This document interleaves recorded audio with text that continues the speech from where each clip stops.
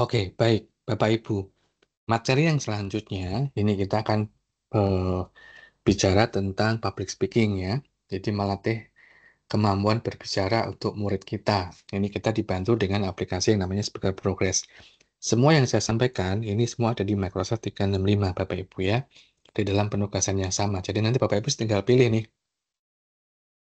mau gunakan AI mana untuk mengukur apa gitu ya. Saya akan mulai Bapak Ibu. Kadang kita merasa bahwa mengajarkan kemampuan presentasi itu sedikit sulit gitu ya. Sulitnya di mana? Sulitnya adalah waktu, ya kan. Kalau kita minta mereka presentasi satu-satu gitu, tentu akan time consuming, waktunya sangat banyak.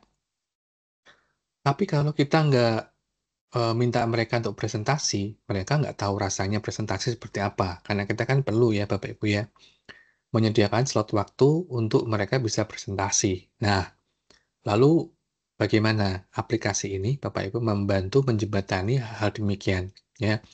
Jadi guru bisa akses bagaimana kemampuan presentasi mereka, karena presentasi itu kan tidak harus langsung ke publik gitu ya, publik yang besar.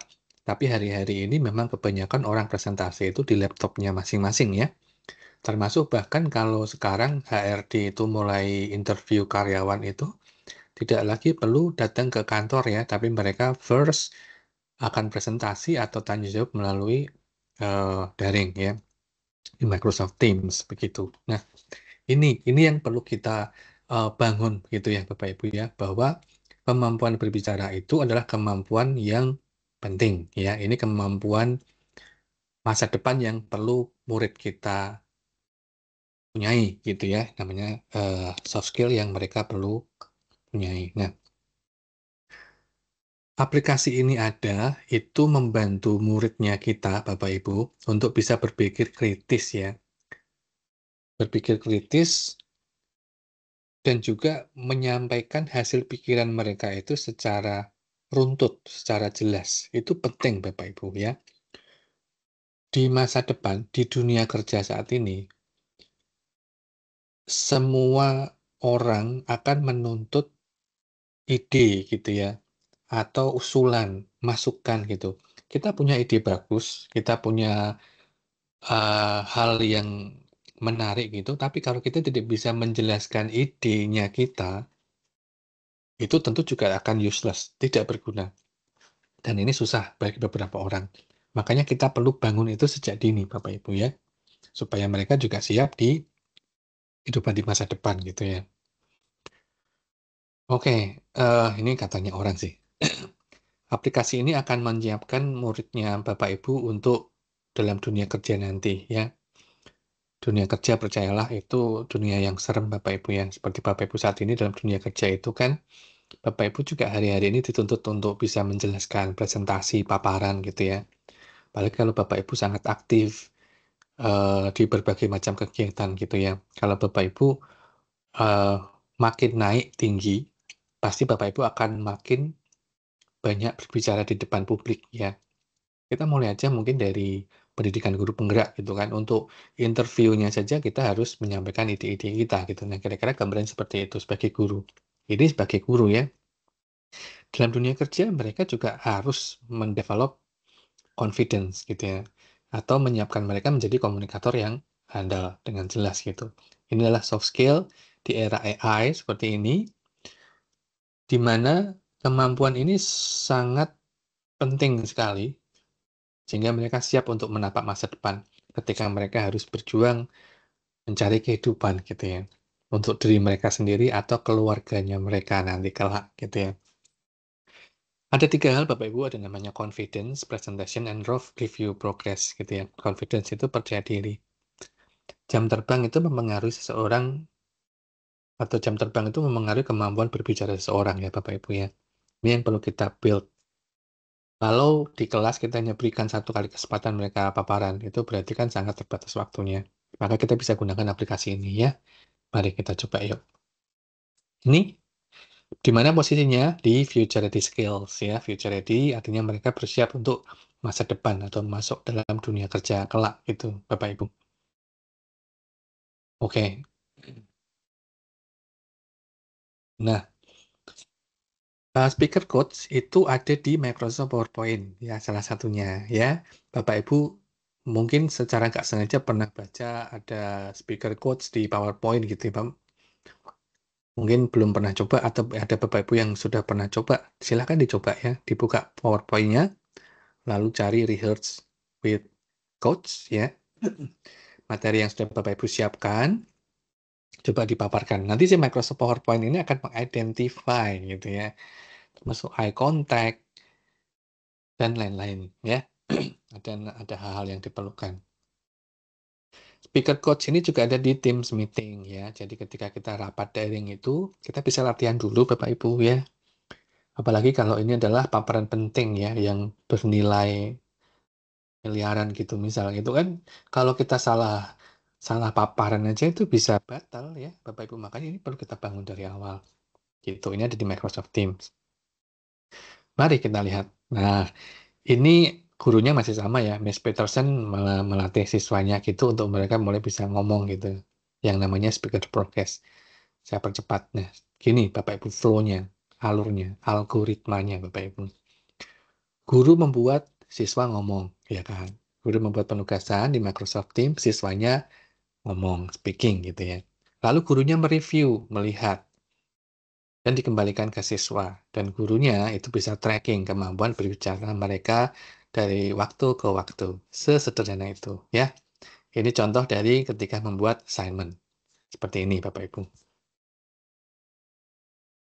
Jadi kita mulai dengan cara klik Learning Accelerator.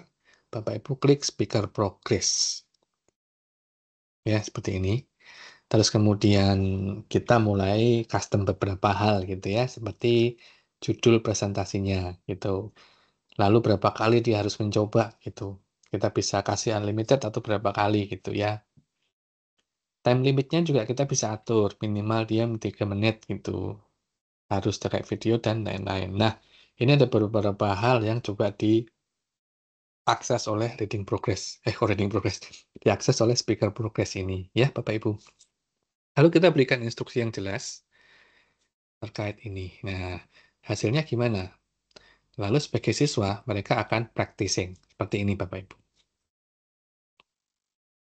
Mereka akan mulai akses materinya, penugasan yang tadi, final reflection, lalu klik start, dan selanjutnya mereka akan mulai presentasi. Gitu ya. Sama seperti kalau langsung presentasi di kita. Nah, seperti ini Bapak Ibu. Dan saat presentasi itu ada notifikasi seperti ini, itu si AI-nya mulai bekerja. Misal kalau dia pandangannya nggak ke arah ini. Nah, ini seperti ini ya, ada top strength-nya. Dia pitch. Pitch itu nadanya, pronunciation-nya, body language-nya. Itu diukur semua, Bapak Ibu. Ya, menarik sekali kan?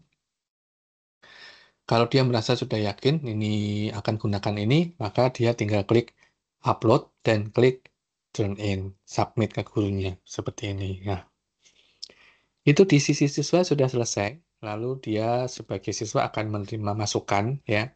Yang dia terima, ini yang beri masukan adalah AI ya, bukan kita sebagai guru ya. Yang diterima masukannya adalah pace. Pace itu adalah kecepatan dia berbicara ya. Apakah terlalu cepat, apakah terlalu lambat. Kalau terlalu cepat, si AI akan ngomong, jangan cepat-cepat, kurangi gitu. Maka dia harus ngerem gitu ya. Kalau terlalu lambat, si AI juga akan mulai mengingatkan, jangan terlalu lambat, ayo dipercepat. Maka kita harus digas lagi gitu ya, pace-nya. Ada juga pitch. Pitch itu nadanya. Karena kan nggak mungkin kalau kita public speaking, kita presentasi seperti saya saat ini, itu saya nggak mungkin menggunakan pitch yang datar, kayak robot gitu. Datar ya, nggak ada nadanya sama sekali, tinggi rendah dan lain-lain. Ini juga si AI-nya juga akan melihat ya, apa pitch-nya dia. Bahkan AI sekarang aja itu sudah mulai natural ya Bapak Ibu pitch-nya ya. Kalau dulu kan contoh inilah Google Map lah. Google Map itu kan masih menggunakan AI yang biasa gitu ya. AI yang bukan bukan yang AI yang natural language gitu. Maka dia Bahasanya pun bahasa-bahasa yang standar gitu, belok kanan, belok kiri, Anda sudah sampai, kan gitu. Bedakan kalau Bapak Ibu akses Copilot misal, atau apa, yang bisa ngomong tuh, itu nadanya dia tuh sudah benar-benar natural, seperti manusia biasa gitu ya. Dan ini juga bisa mengidentifikasi filler words, kata-kata yang, sering kita gunakan kalau saya tuh, gitu. Nah itu filler. Kalau saya akses kemampuan saya berbicara, itu pasti saya akan dapat masukan, "You got too many filler," gitu, perlu dikurangi gitu. Makanya saya berjuang untuk mengurangi itu, gitu ya. Ada juga namanya repetitive language, kata-kata yang sering diucapkan, dan ini juga sebenarnya kurang menarik ya kalau kita sering ucapkan gitu. Contoh kata marvelous, fantastic, karena kita kekurangan vocab gitu, kekurangan kata-kata apa lagi nih yang harus kita ucapkan gitu ya. Ada lagi inclusiveness. Inclusiveness itu kata-kata yang mungkin melukai orang dengan berkebutuhan khusus ya. Insensitive language, kita juga bisa mengidentifikasi itu. Bisa diukur juga body language ya, eye contact. Kadang kan yang namanya public speaking itu pasti eye contact kan, itu sistem akan bisa mengidentifikasi. Jadi ketika misal kita nggak nonton, ketika presentasi kita nonton handphone atau apa, sistemnya akan memberi notif, "Ayo matanya kan jangan kemana-mana," gitu. Kira-kira seperti itu ya, termasuk body language. Body language ini apakah kita terlalu jauh, apakah kita terlalu dekat, atau tepat, itu pas gitu ya Bapak Ibu ya. Sebagai guru tampilannya seperti ini. Jadi kita bisa mereview assessment, kita bisa lihat satu-satu Bapak Ibu ya, hasil penilaian dari si AI ini. Kita hanya menikmati aja dan mengukur, melihat. Semua sudah dikerjakan oleh asisten pribadi kita, AI-nya kita di Microsoft 365 ya Bapak Ibu ya. Ini ada trennya seperti ini. Nah ini juga bisa terima reflect, apa, masukan-masukan juga gitu ya, secara real time.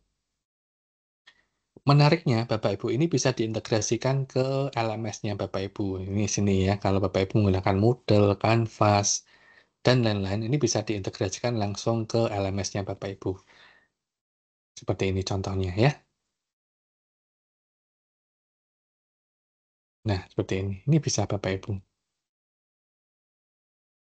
Oke, nah, salah satu demikian Bapak Ibu untuk speaking progress ya, untuk membantu kemampuan public speaking buat muridnya Bapak Ibu.